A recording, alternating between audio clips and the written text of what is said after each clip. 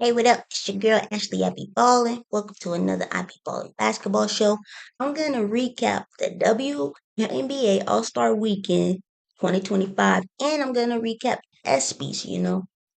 So, and before I start, I want you guys to like, comment, and subscribe. I want you guys to tell me your favorite part of All Star Weekend and your favorite part of the ESPYS, and what can improve the All Star Weekend and what can improve the ESPY Awards, right? So write those comments down.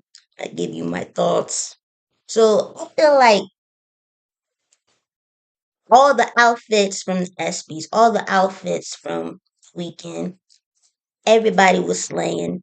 Some people slayed more than others. Some was like, What are you wearing?" But, I'm not really a fashionista myself, so I'm just like, looking at the different personalities of the outfits, right? But I feel like my favorite weekend was like watching the behind the scene videos. Um, if you guys know Budz, that's with Minnesota Lynx, Courtney Williams, and Natasha. And also, like, Natasha is from Wisconsin, shout out. But all those videos of the players singing and dancing. There was Glorilla performed at halftime in the All Star game, and Brittany Sykes, Skylar Diggins, they was dancing, and Brittany Sykes was actually like it's almost like she was a background dancer. She knew all the moves and all the steps and everything. So that was funny.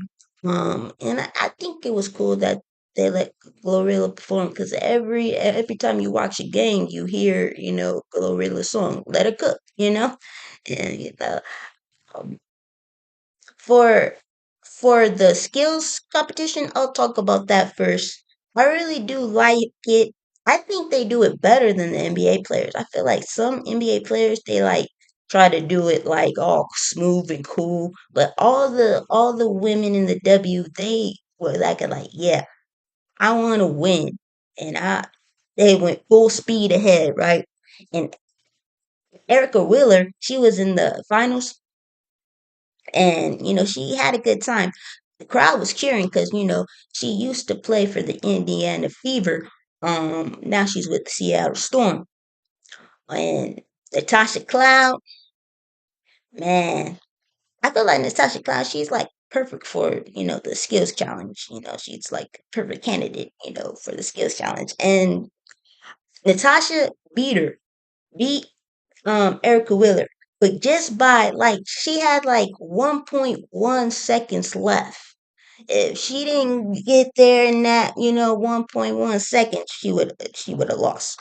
Um, and also, for the 3-point competition, Sabrina Ionescu, uh, not last year, she didn't compete last year, but the year before that, she broke records, right? And of course, people know her from competing with Steph at the All Star game, but there was this moment where she was just draining like yeah, yeah, in a row. It was crazy. And she went up against, the winner of last year, Alicia Gray. And Alicia Gray, she won both the skills challenge and the 3-point contest last year. So she was getting it. And she was like, invest in your money.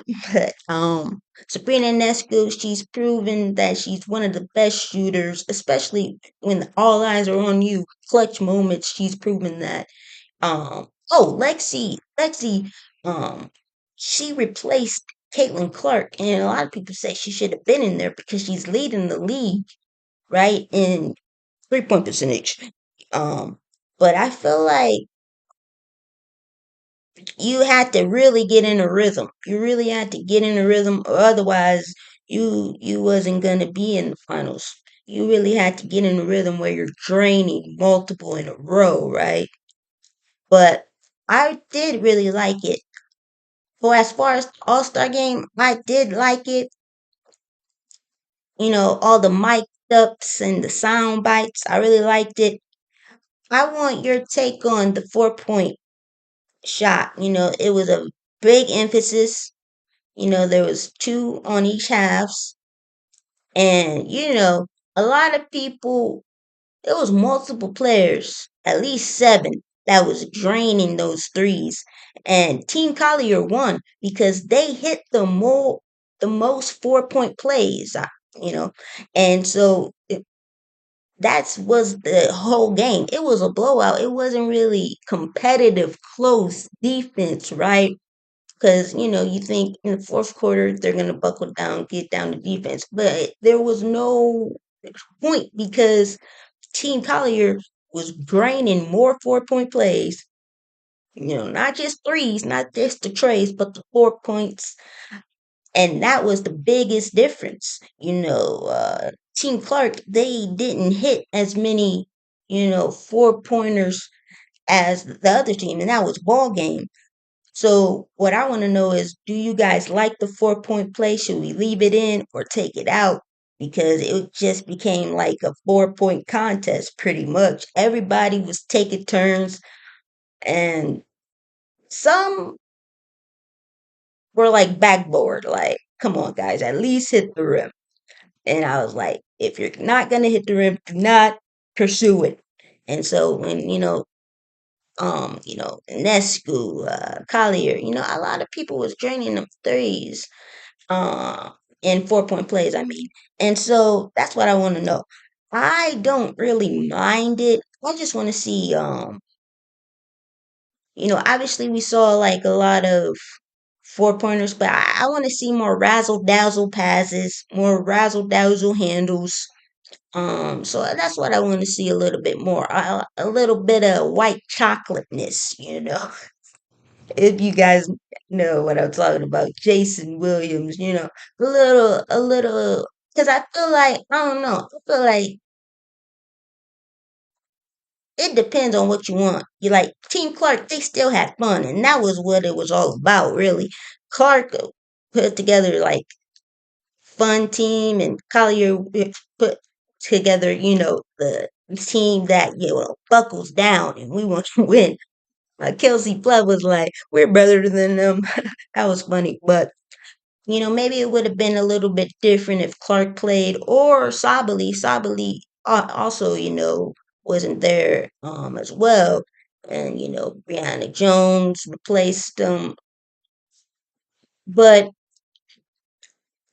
I think this is what they should do.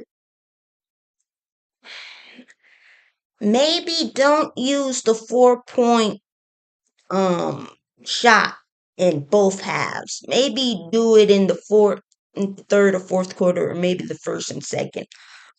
Maybe that will keep a little bit of fans happy because fans do want to see competitiveness, but it was fun. They were just having fun. That was basically it. Honestly, I enjoyed the behind the scenes more than anything, more than, the competition. Like, so make sure you guys do a deep dive in those videos. Go to WNBA page, the ESPNW page, go to the stud buds. You guys gotta see that. Go to all of your favorite players. I'm pretty sure you'll see different videos. Paige Beckers, I feel like Paige Beckers, she's the type that you can invite her to the barbecue, and she could fit in with everybody. She was funny. A lot of people were dancing, telling jokes, you know, taking shots. You saw Clark in the club getting lit. You saw Kelsey Plum. It was funny because Clark said, shoot more 4 pointers and drink. But she was like, "Oh, I mean Gatorade." So that was funny.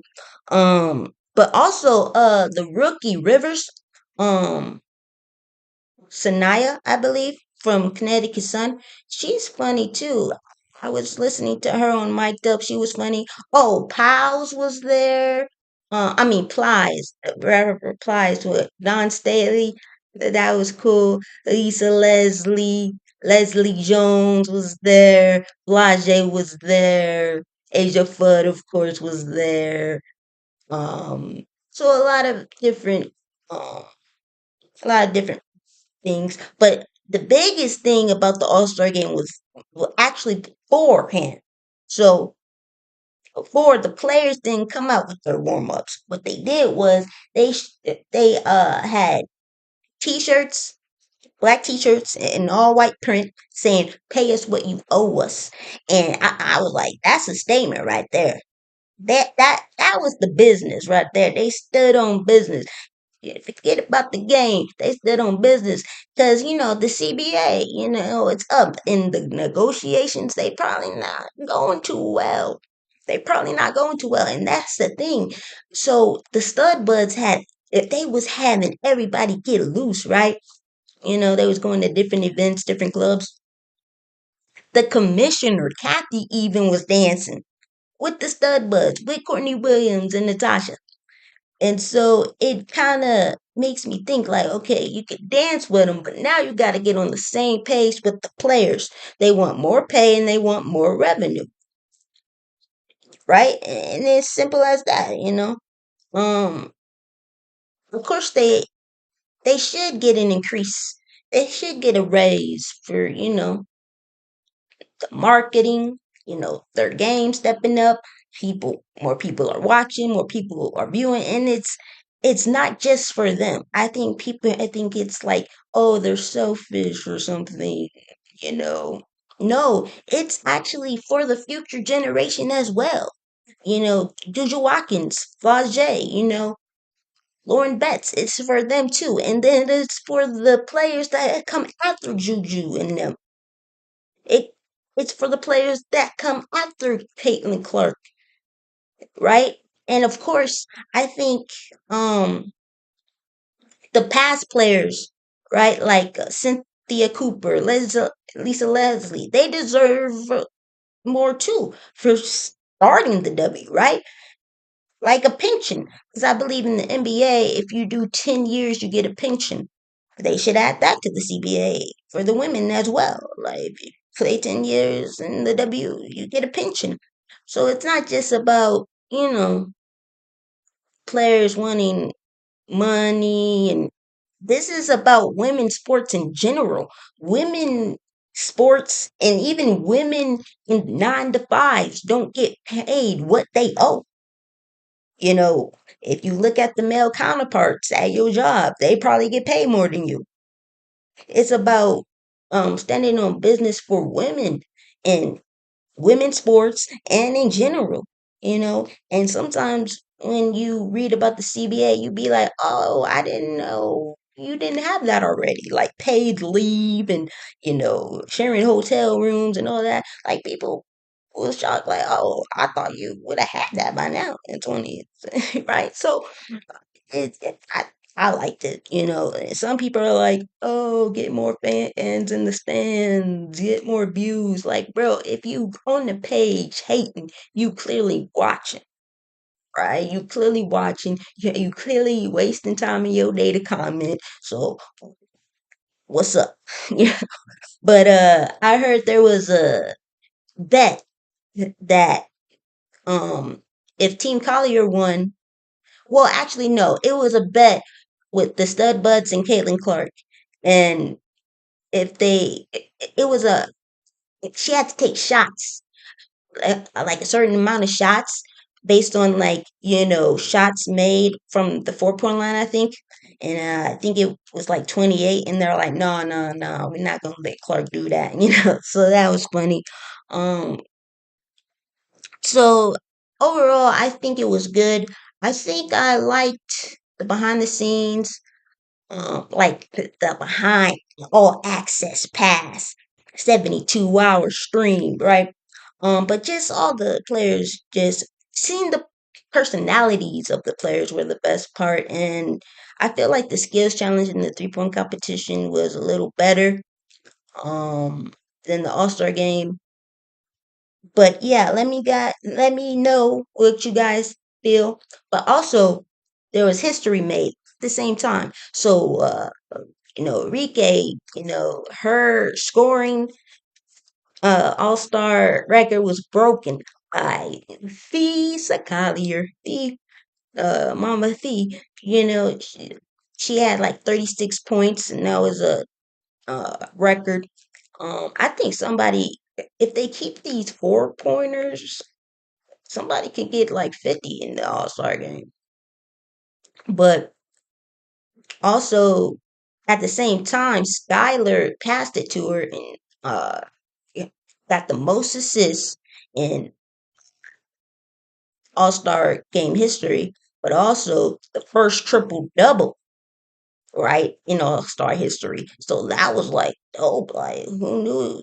Like, um, and now, Sky was like, I hope, the coach uh doesn't want me to rebound now, and stuff like that. But, she got the MVP. She was gunning for it too. Like, but her jumper is so butter that it's like, go ahead, shoot that thing, girl. Shoot that thing, girl.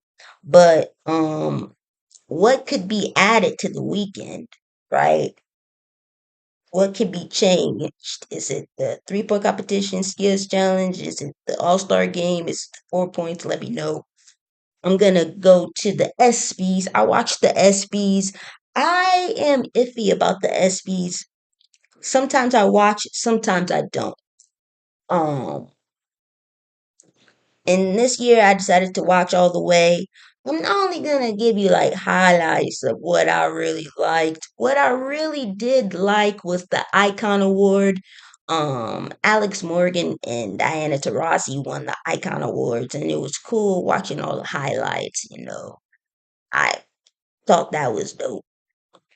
And I also thought it was dope that, Russell Westbrook from, the NBA, y'all know him. He's like the triple double. He was averaging triple doubles, right? For a season. But he's only the second player to do that. Oscar Robertson, he was the first to do that. The big O, triple dubs, Milwaukee Bucks, let's go. And thank you for that championship in the 70s, big O. But, he received the Arthur Ashe Award. And it was because a lot of the NBA players that getting paid and moving from team to team, they owe it all to Oscar because he was the one that was like, "Yo, I want to be a free agent." He wanted to get paid more, and he wanted to be free to go to wherever he wanted to in free agency. So a lot of the rules that they were broken because of Oscar, and now, players can have freedom to move wherever, and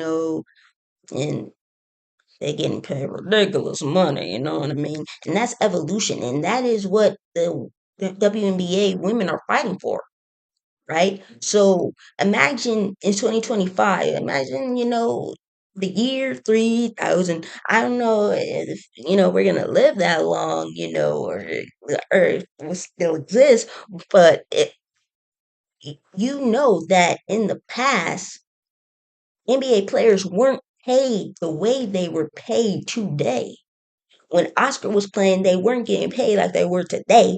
And even when Oscar was done, and the Magics and Larry Birds and the Michael Jordans, even them, Charles Barkley and them, they're not even getting paid the way NBA players are getting paid today. So it's all about evolution, right? And that's what the CBA for the women is all about. You could call them, oh, you're money hungry, whatever. No, this is about setting a standard for now and for the future. Come on, y'all. But yeah, I really like the highlights of the civil rights and advocacy. And yeah, it was dope. And I like that they wore the same black suits. So I was like, oh wow. But really trailblazing. Um, SGA from OKC Thunder, they won the championship this year. He won best male athlete. Oh, CC 22 double two. She won best WNBA player, and she wasn't there to receive it, But like the SBs was Wednesday, then the orange carpet was Thursday, then Friday, Saturday, All Star Weekend. But let's see what else that I liked. Oh, the best play was won by Saquon Barkley, and I really liked it because you never saw somebody do that, going backwards and launching over backwards. So that was pretty cool. They had clips and Busta Rhymes and Toby Wigway, and the music was good, but you could tell the crowd wasn't into it, and um, you could tell the crowd wasn't into it. And I'm gonna get to the host later. Um, I'm gonna get to the host later, but there was a lot of great presenters like Angela Bassett, Leslie Jones, but also what I liked was Sloane Stevens. I really liked her highlight. Sierra presented the award tour. Um, I really liked it because the Muhammad Ali Sports Humanitarian Award. I really liked it because it showed her giving back to the community, and it showed her, helping kids, through her tennis programs, giving them gear. Because, you don't really see, even though you see Serena Williams and Coco Golf, there's not a ton of black tennis players. You see some now, but it's not like a wide field, right? Because usually black people, they go to the football or basketball, not necessarily different sports like tennis, right? So making it more, you know, accessible to them, that's dope.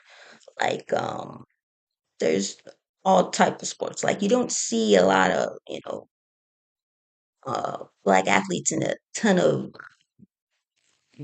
sports because they don't really have access. Like, how do you get access if you want to be a golfer? Like, you know, Tiger Woods is one of them, but how do you become a golfer or, NASCAR, right? So I think giving back, you know, is very important, especially if you want to see more people succeed after you, right? So I think it's pretty cool. And Simone Biles won best performance. Yeah, best championship performance, I should say. She won a lot of awards actually, and they were also talking. There was other honorees for the wildfires. Oh, and also, so let me talk about the basketball coach. I hope I pronounced his name right. Katie Cawley, right? Um, she won the Jimmy V Award. Um, because she did make history. So in like 2024, she was diagnosed with breast cancer, and sometimes people step away, but she didn't miss practice. She was like she stepped up, and I like that one of the players was like, "Oh, if you're having a bad day and you see what she's going through, and she's still coming here, giving her 1000% to the Penn State program, it motivates you, right? It inspires you." So there's a lot of different inspiring stories that went on and different speeches. But also, she became the first female coach to send them to the volleyball championship, and that's interesting. Like all these women creating history, right, to this day. And you think, oh, why hasn't this happened yet? It's 2025, but it's like, it's like history is continuing. Her story is continuing, right? So it was a lot of it.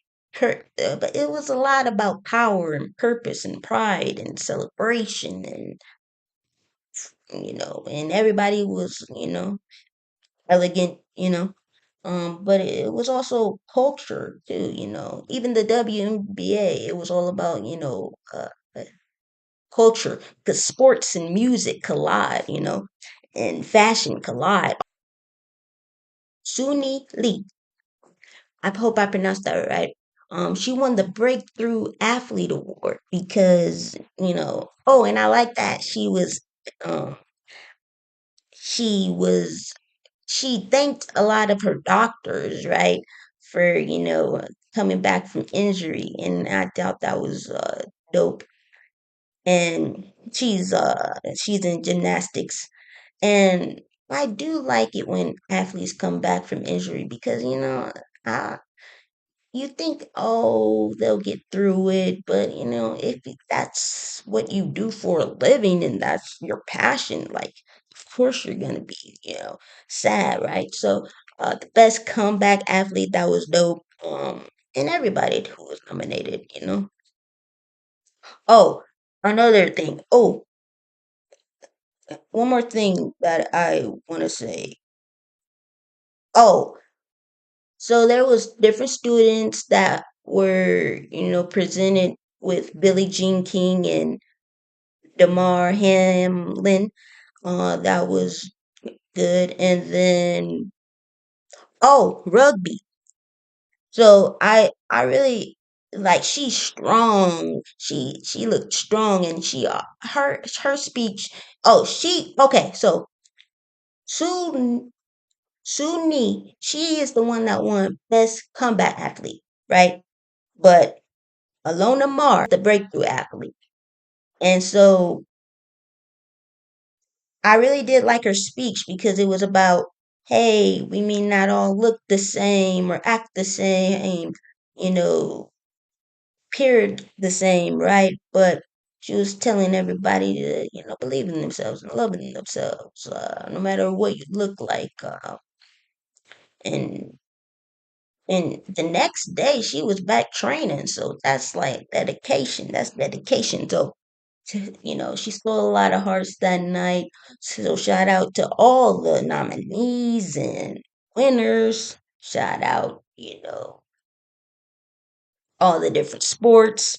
Because that's what you really do it for. Like, I'm into basketball, but you try to check out the other sports you missed. Like, of course, I do watch volleyball sometimes.